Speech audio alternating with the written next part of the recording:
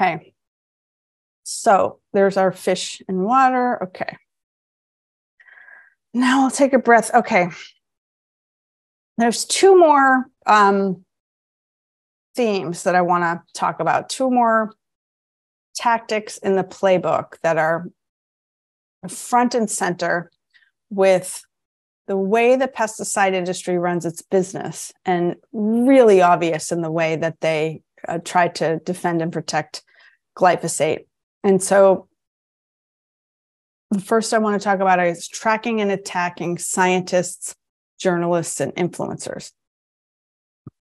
And there's a lot of evidence on these themes. These are documents pertaining to my group, which I'm going to talk about in a minute, because Monsanto had an entire public relations campaign to deal just with us, and there were only 3 of us. So the level of detail and concern, again, is like quite amazing to step back and look at it. But before I get to explaining that, I just wanted to say that the attacks on scientists were unprecedented. Some folks who looked, some reporters who reported on this, there was an award-winning series in Le Monde, which is France's biggest paper, in which they described, these reporters described how Monsanto's campaign to try to destroy the United Nations Cancer Research Program. It was just an all-out attack on this group of independent scientists. Others called it unprecedented, extremely harsh. I had reporters comment to me like this really is like something I haven't seen before. A triangulation on an entire scientific panel, but also basically scientific system of independent science and precautionary approach thinking about science. Like, how can we study the hazards of chemicals to understand what might be causing cancer? This is just an incredibly crucial area of research, and it's threatening to companies. So they really went all out to try to personally attack scientists and also gun for the scientific panel itself. I'll talk a little bit about that here, but I'm going to be giving a whole talk about that in a couple of weeks on a webinar. I'll also be tweeting about that, so follow me at Stacy Malkan if you want the info on that. But I'm going to be appearing on that panel with David Carpenter, who is a scientist who was recently basically thrown out of his office at the University of Albany for 9 months because Monsanto was going after him because he testifies in trials about the horrific harm of PCB chemicals, which are a decades-long scandal, still in the environment, still in people's bodies. And I've had people say to me recently, get a lot of trolls on Twitter, many of you also probably do, but people will say, well, Monsanto doesn't even exist anymore, and you're still talking about them like they're just, trying to make a villain out of them. But I say, well, just a month ago, there's legal documents with Monsanto lawyers going after this scientist. So their name is still, the entity is still very much there, still suing people. This fellow was thankfully reinstated to his job at the University of Albany, and he says, I'm just going to keep doing this work. I will not be silenced.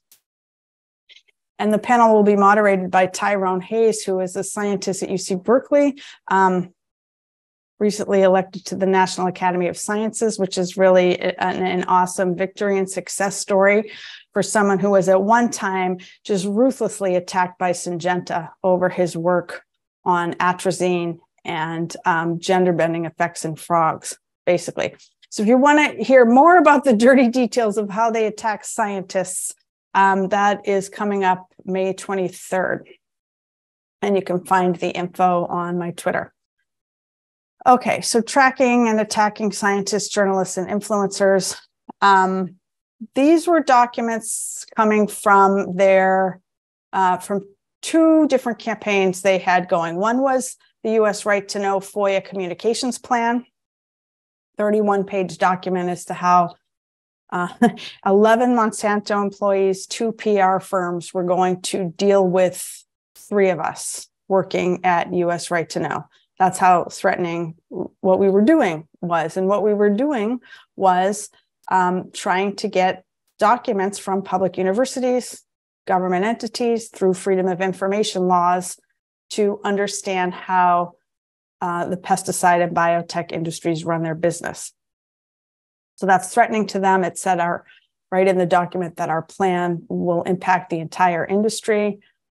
So their pitch was, therefore, the entire industry needs to come together and fight it. So they had a whole plan for that.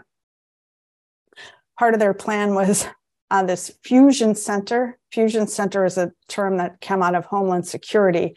And so it's something that's sort of new or recent in corporations, where they're hiring, in some cases, ex-military people to staff these war rooms, basically, to understand everything that's going on in the internet and who's saying what.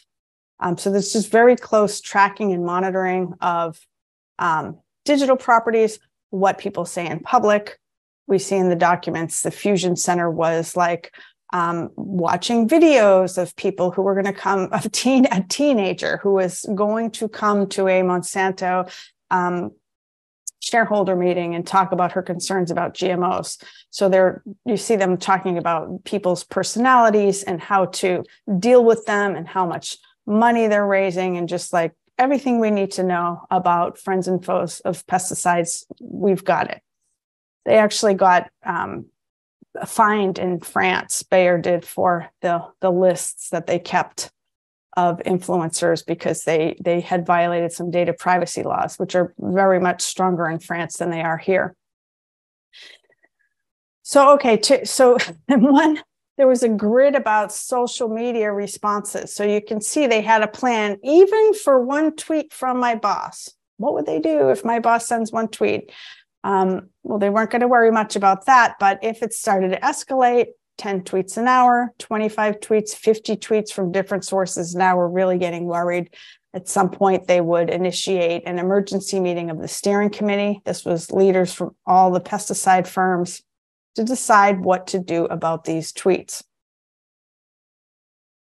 So y'all keep tweeting if you have criticism, because it's apparently very effective. Again, I think this just gets to the level of concern about the real truth about health and why conferences like this are so important. The last document here I wanted to point to is Project Spruce, Carrie Gillum book. So Carrie Gillum was our third, at this time, person at US Right to Know. She's written 2 books about Monsanto's herbicide business. The most recent one was called The Monsanto Papers. And for 25 years, she was a reporter with Reuters and stationed in Kansas, and really reported. I think she's one of the top reporters in the world covering pesticide issues, and especially with a knowledge about glyphosate.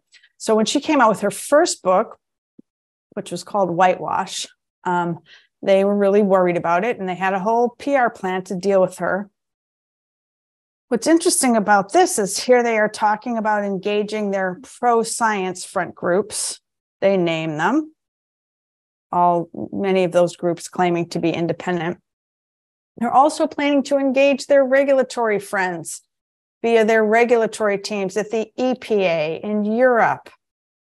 I mean, and basically what they were doing was trying to write negative reviews on Amazon, trying to discredit the book generally, develop their talking points, all the things. So super worried about a reporter, a tweeter, a book, a group of 3 people. So, we generally take that as a sign when we start to get attacked by the industry trolls that we're onto something, and we should dig harder and speak louder about whatever that thing is, because there's something here that needs to be in the light of day.